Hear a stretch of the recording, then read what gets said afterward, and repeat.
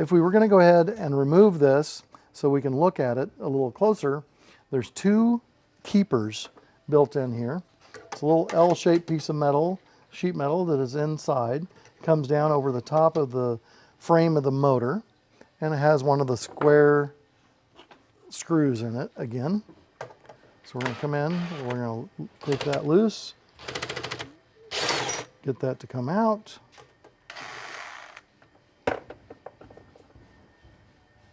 Get that to cooperate with us and come out of the hole, right? Because everything always cooperates the first time. Got our screw, get my plier again, pick up my part. This one's been bent a little bit forward because the motor sits lower than where the bracket is. So that still helped it keep in contact. Because what we don't want, we don't want that motor to easily move around in its hole. And so we'll go ahead and do that. We're going to jump over here to the second one. Get a hold of it this time. There we go. And then I'm going to push against the back side, maybe my pliers, to help get that screw to cooperate and come out of the hole. There we go. All right. I always try to take and put those back in the threads. That way, when I go to put this back in, I can find the screw easily. Now the motor itself is down in this slot, and it is mounted in a rubber seal called a body gasket for the electric cleaner company ones. Metro makes a dryer very similar to this called the Master Blaster, and they have a rubber ring that actually is not glued in place. They have a steel rim inside and the two components that come together to hold the motors. So in this case, over time, these get really hot in use, and so they almost melt to each other. So I'm working it back and forth to help get it broken loose from our rubber seal. There we go, we finally got it. And we can pull that motor up and out. One of the things you'll find a lot of times is when they put these motors together, they'll pull all the extra wire to the back, and we'll need to try to help pull those wires out a little further forward so we can get the motor out. Or this is where we end up with multiple splices. We're going to cut these wires as close as we can to the ends of our wires on the motor, and then we'll reconnect it before we put it back together. Then when maybe we can get these wires pulled out without damaging a connection. But what we don't want to do is just start pulling on the wires out of the motor itself. They are way down inside where the connection is. Just had this a few weeks ago again. One of my staff was working on a dryer, pulled a little too hard, and really that meant that motor was ruined and we should have had to replace it. I went ahead and took the time to remove the front frame of the motor, find that connection, resolder, and get that all back together, because it was a good motor. There's no reason to spend $150 on that. And so we got it all back together and working, so sometimes we have to improvise, right? And do a little more work. But now that we have this open, we've got the tunnel of the tube of the dryer, and in the back we can see we've got another motor and everything down inside. You can also see these two yellow wires come through the rubber down in the bottom from the back.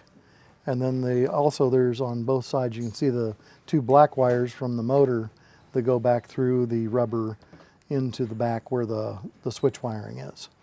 And so that's kind of how we get all our power to the right places. By doing things where we open it up this way, we can now inspect brushes on the back motor.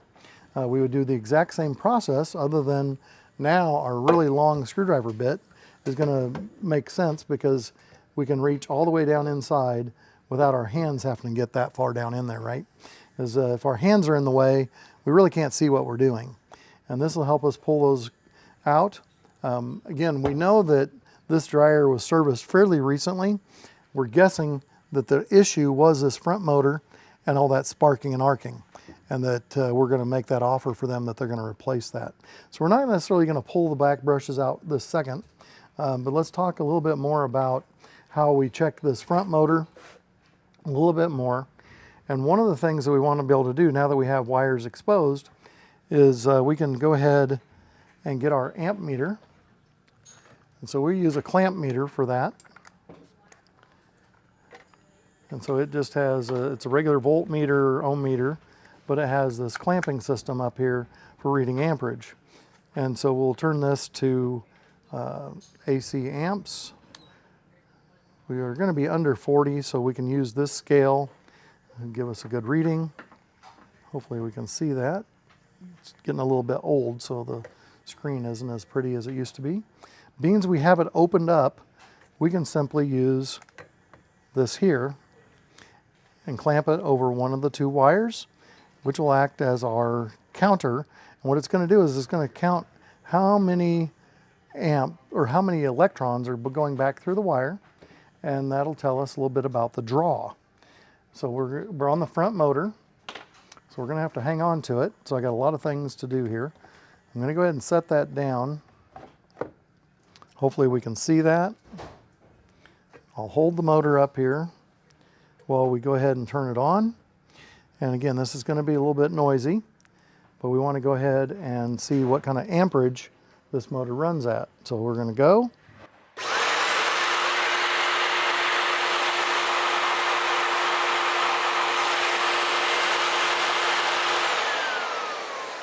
So it looked like realistically we're averaging about 7.9 amps.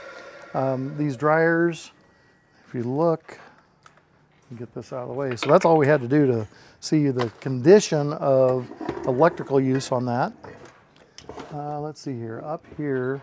Yeah, so on this data tag on the dryer, where it has the serial number and kind of the information about who made it, it says 17 amps is the typical draw. That's 60 cycles or 60 hertz, 115 volts, should be 17 amps a draw. We had 7.9. If you think about, call that 8 amps. If we double that, that's 16 amps that we're drawing. So realistically, the performance of this is exactly where it needed to be. These motors will typically run out between 7.2 and 8 amps, anywhere in that range. We start getting into 10, 11, 12 amps, we're really overworking the system. That usually indicates that we have windings that are failing in the motor, or we don't have good seating or contact with the carbon brush. We already did that seating, so it would have maybe been a good thing to check it before we did that and see if maybe it was drawn higher. And by cleaning it up, we actually brought it back down where it needs to be. I'm going to suggest that they go ahead and run this again. They'll try this dryer, make sure that it still functions for them and works well. With this dryer, that's all I'm going to do as far as the overall diagnostics with this particular one.